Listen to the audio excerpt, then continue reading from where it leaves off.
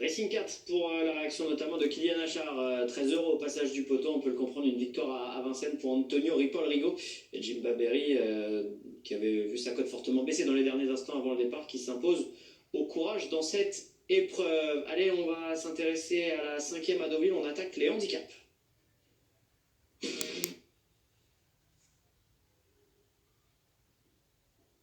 Que je vous avance là, Kevin, quand on arrive sur une petite forme sur des handicaps 16 partants, on n'est jamais très content. Oui.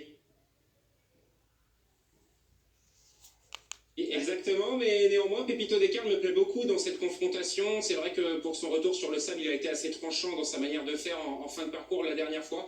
Il enchaîne bien avec un engagement assez intéressant et surtout il est bien mieux placé dans les stalles de l'épave, donc il ne sera pas obligé de faire un effort assez prématuré. À son 7,60 € pour mon préféré.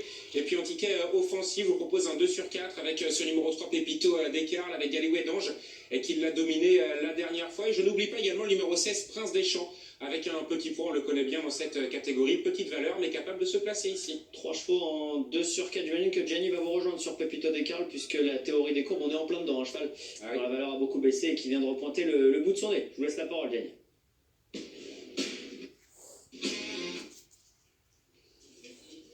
Écoutez, je suis content de faire des disciples, Mickey, Pépito Descartes. Effectivement, sa courbe de forme qui est en hausse, nous allons constater d'ailleurs ce retour en forme de Pépito Descartes via notre course de référence, là où ça.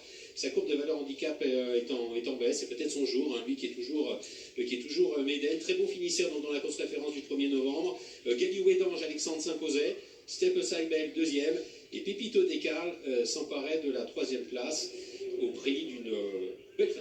Ah oui, je rejoins tout à fait notre expert Kevin. Ce sera mon préféré dans cette époque parce que regardez ce qu'il a réussi à faire l'autre jour sur ce parcours alors que la course n'avait pas beaucoup avancé, ça n'avait pas été très vite. Galiouet d'Ange et Step Aside Bell se retrouvent au coude à coude pour la victoire et regardez le chemin qu'a refait Pépito Descartes à l'extérieur. À l'entrée ligne droite, il avait encore pas mal de retard sur les deux premiers et il va combler une partie de ce retard mais sans pouvoir totalement remonter ses deux adversaires.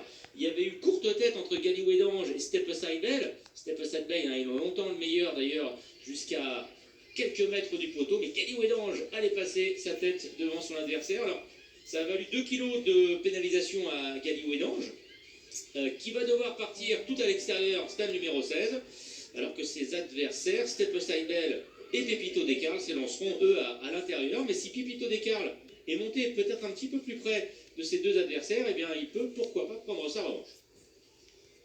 Et en plus, si la théorie des courbes est là, alors là, tout va bien. D'ailleurs, son retour en forme, Alexandre, il l'avait déjà un peu amorcé l'avant-dernière fois. Oui, il courait mieux que ne l'indiquait le résultat brut sur les pompes de Saint-Cloud. Il avait pratiqué, non pas la course d'attente, il était monté en retrait, mais un petit peu moins loin que la dernière fois.